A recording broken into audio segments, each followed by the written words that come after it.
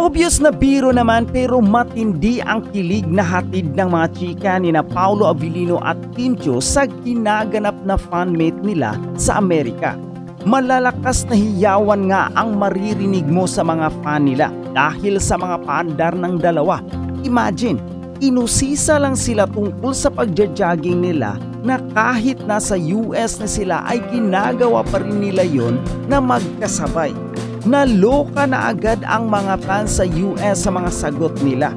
Pero ano ba talaga ang ginagawa nila sa umaga o pagkagising nila? Mukhang matindi talaga ang kilig na hatid ng Kim Pao sa mga fan nila. Kahit simpleng usapan lang tungkol sa pagja-jogging at morning routine, nagiging riot na dahil sa mga sagot nila. Kitang-kita na sanay silang dalawa sa pagbibigay ng nakakakilig na sagot. Kaya naman, hindi katakataka kung bakit halos magwala sa tilian ang mga fans sa US. Kahit alam nating biro lang yung katok at tabi moment ni Paolo, iba pa rin ang dating sa mga sumusuporta sa kanila.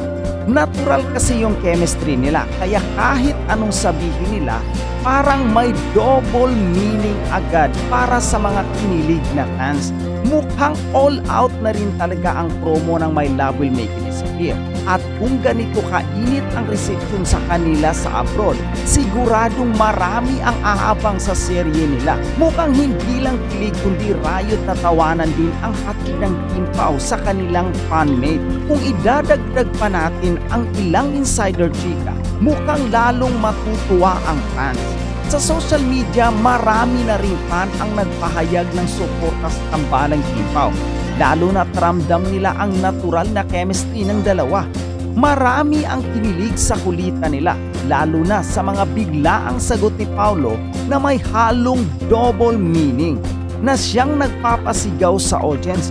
Bukod dito, may mga netizen na rin ang nagsasabing hindi lang basta promo ang nakikita nila kundi tila may something more sa closeness nina Kim at Paolo. Kinukumpara ito sa mga past love teams ni Kim at sinasabing refreshing daw ang tambalan nila ni Paolo dahil iba ang level ng banters at asaran nila. Dagdag pa riyan, dahil sa success ng fanmate nila sa US, marami ang nag-aabang kung may mga susunod pa silang international event o project na magkasama. May haka-haka na baka may pelikula rin silang pagsamahan sa susunod. Bukod sa kanilang upcoming movie na My Love Will Make You Disappear. Ano sa tingin mo? Mas lalong magiging solid kaya ang Kim Pao fandom dahil sa mga ganitong nakakakilig na eksena?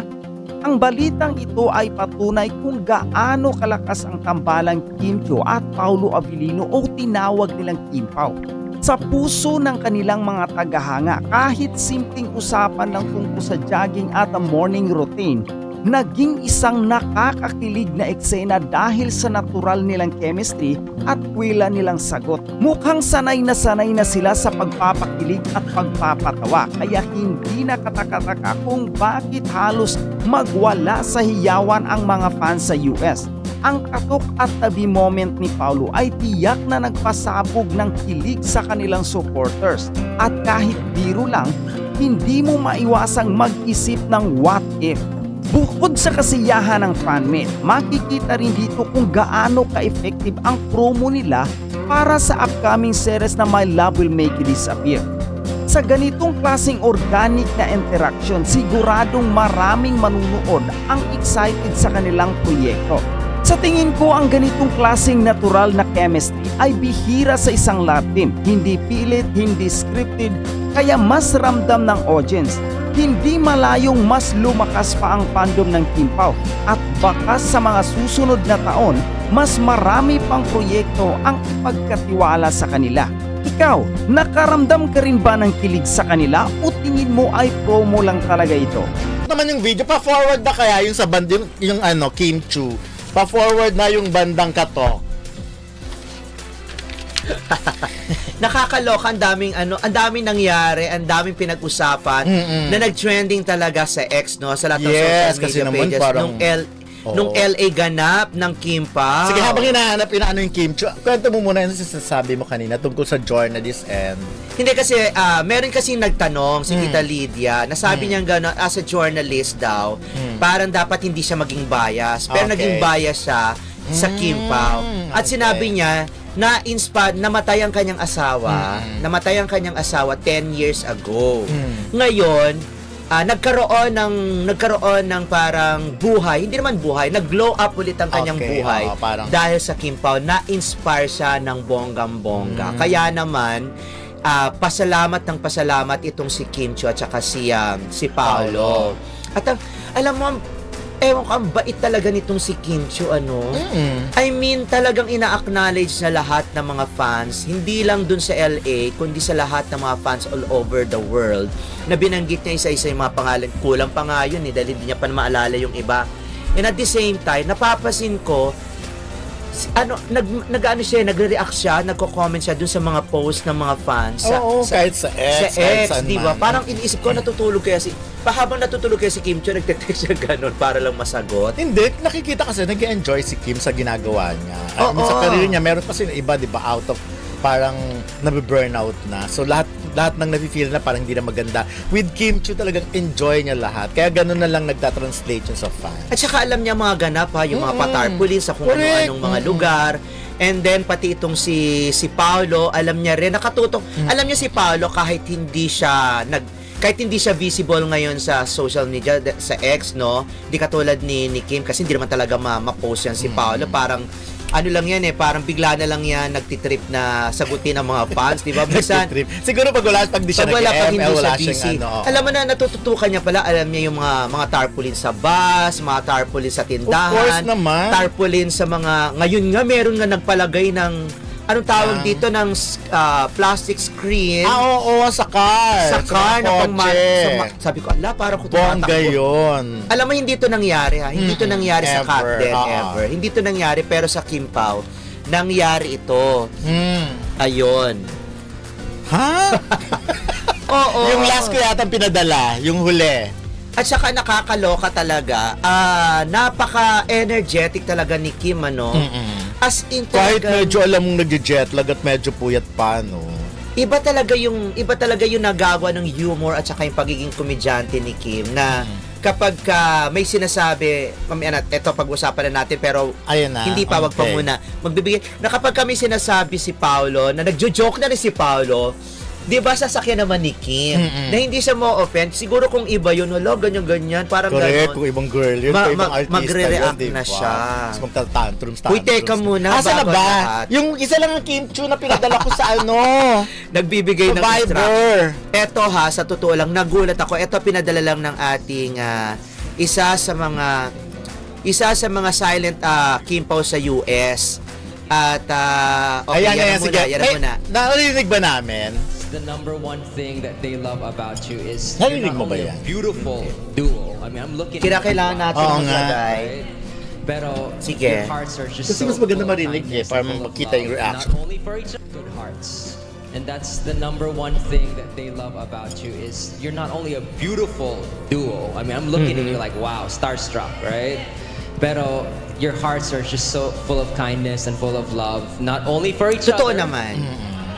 But not one.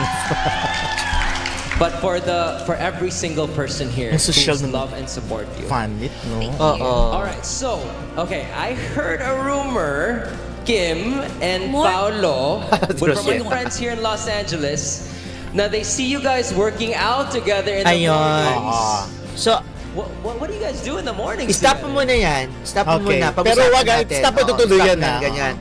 Oo, kasi may pinanggalingan. Ito na yung mga, 'di ba, yung mga susunod na mga revelasyon na parang ginoke lang naman ni Paolo. Okay. Ang galing ni Kim, ang galing ni Paolo, ang galing ng tandem nila nung batuhan nila, no.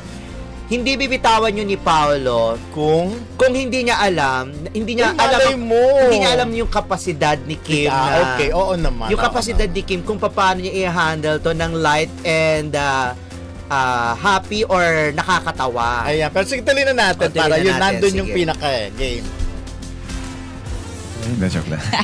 What are the workouts like? Wini-workout namin yung samahan na.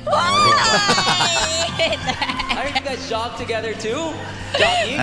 Jogging, eh. I always run especially when I'm abroad because hindi naman lahat ng napagsistayan namin may gym or may ano. So the best and easiest way to work out for me is running. It also fixes my jet lag na medyo ngayon lang naayos.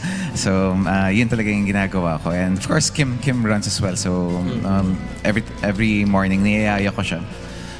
Kung sinong maunang magising sa amin. Ayan na yan. Kim, gising ka na. Oh. Ay, tabi pala. Ay, hindi pala. Katok pala yun. Oo, mali pala. Ayun. O, diba?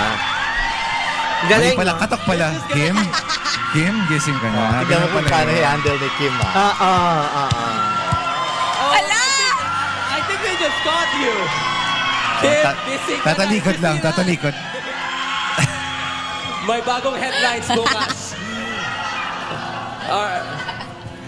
Alright, so, what's your response, Kim? Ayan. Nanaginip ba ako nun? Sana hindi na nagising. Galing ni Kim, Alright guys, don't miss it again on... Ayun, okay. Sige, pag-usapan natin. Alam mo, ang ganda ng tandem nila, not for anything else. Maganda yung banter nila sa isa't isa na hindi nagkakapikunan, nagkakasakaya lang. Natuto na talaga si Paolo kay Kim kung paano siya mag-react, kung paano niya sakyan yung mga padaplis ni Kim na pang playtime. Tapos kita mo siya na pini-playtime ni Paolo, di ba? Yes, marunong nang gumanda. Pero alam mo rin kung iba yan, kung ibang chumika niyan, medyo mahalay ang dating di ba? Medyo may ano yan. Pero sa kanila wala no? More on kilig yung na-feel ng mga, kahit ako, kinilig ako, hindi ko nga naisip na, ay, nagtatabi na pala sila. Parang hindi ganun tumakbo yung utak ko. Ako, natawa ko, hindi ako nagkaroon ng malisod doon sa dalawa. At hindi rin naman ako nagkaroon ng dilulu na magkatabi talaga sila matulog. Pero the mere fact na pwede lang biruin yung mga ganon, di ba? Na ganon nakatindi, kalalim. At ang ganda na talaga ng samahan ng dalawa. Ang wish ko lang talaga magtuloy-tuloy pa ito. At kahit naman hindi nila kumpirmahin ng sarili na meron na silang romansa o meron na silang relasyon, okay lang sa akin. Basta tuloy-tuloy lang sila yung ganitong samahan. Ang maganda kasi sa dalawang ito, wala silang pinanggalingan na matinding issue ng kanilang mga nakaraan. Okay. Like, wala namang naghahabol ngayon kay Kim. At kung meron man siguro, parang si Kim, tama na yon. Parang katulad nating dalawa, ay na naman, napaso tayo dun sa ating mga nakaraan na parang ayaw na nating ulitin ulit na masaktan. Pero ito, alam mo si Kim kasi, yung iniisip ko lang, parang, paano ba hindi magiging kasi ang tingin ko kung iba nga nag-deliver baka medyo may dating, may halay, may laswa, baka kung ibang tao. Pero sa kanilang dalawa, alam mo, nakikita ko talaga kung gaano na sila comfortable sa isa't isa. Yung si Kim, inaalaw niya talaga si Paolo na magbiro ka ng ganyan na hindi ako mapipikon. Kasi kung girl siguro ako, parang ano yung mga pinagsasabi mo? Baka, di ba? Kita mo naman kasi bumanat ka si Kim, wino-workout namin yung samahan. At alam nananaginip ba ako? Alam mo naman na yung samahan nila, workout na, di ba? Para meron siyang gustong sabihin doon na, ano ba yung wino-workout mo talaga? Pero syempre, ang state, di ba parang ganon? Reading between the lines, sinasabi niya, wino-workout namin yung relationship namin. Yung parang ganon na nga. Sinabi niya yung samahan. Ang relationship naman talaga, kailangan pero mo workout galing, talaga. Alam mo, filtered, alam mong fini-filter nila na parang hindi sila mag-lead doon sa gusto nating isipin. Pero ang galing nilang iba to, no? Ang galing lang iba to yung humor na yon na hindi na alam na hindi na magpapakilig talaga sa tao. Pero I like the reaction ni Kim na sinabi niyang nananaginip. Sana nananaginip. Parang gusto niya na nasa moment na talagang yon siya. Actually, dami pang ganap dun sa fan meet na yan sa Amerika. Yun ang interpretasyon. Yung aking interpretasyon kasi parang half meant din naman yun. Siguro ang gusto sabihin ni Kim na nananaginip siya na hindi na matapos yung magandang samahan nila, 'di ba? Yung hindi natin kasi alam kung meron na ba or wala pa or nandoon pa lang sila sa stage na nagkakatuluyan pa lang sila. Ang hirap kasing sa ngayon, no? Ang hirap kasing pangunahan. meron kasi mga fans na nabasa ko to sa X na sila tanggap nila kung hindi man magkakatuluyan si Kim at saka si Pao. Basta makita lang nila. Kumbaga yung parang inisip kasi na baka promo tanggap lang. nila, but at the same time, gusto sana nila. Ayaw nila na, syempre, tanggap nila kung ano man, kung hanggang promo lang to, pero ayaw rin naman nilang kumbaga mawala din kung ano man yung samahan nila after. Kung magpapaayuda man sila ng pautay-utay lang, ibig sabihin pakunti-kunti lang after the movie, okay lang sa kanila. Importante nakapagbigay sa kanila ng inspirasyon. Correct, ng kaligayahan, happiness. Tsaka gusto ko yung sinasabi. Dami kayong na-inspire, ang dami talagang, dudugtong ko na lang ang daming na-inspire, ang daming natutuwa, ang daming napapangiti, ang daming napapasaya nitong kahit dalawa. nga ako nangingiti parang kahit kilala silang dalawa, kilala natin, pero nakakangiti pag nagde-deliver sila ng mga lines, no?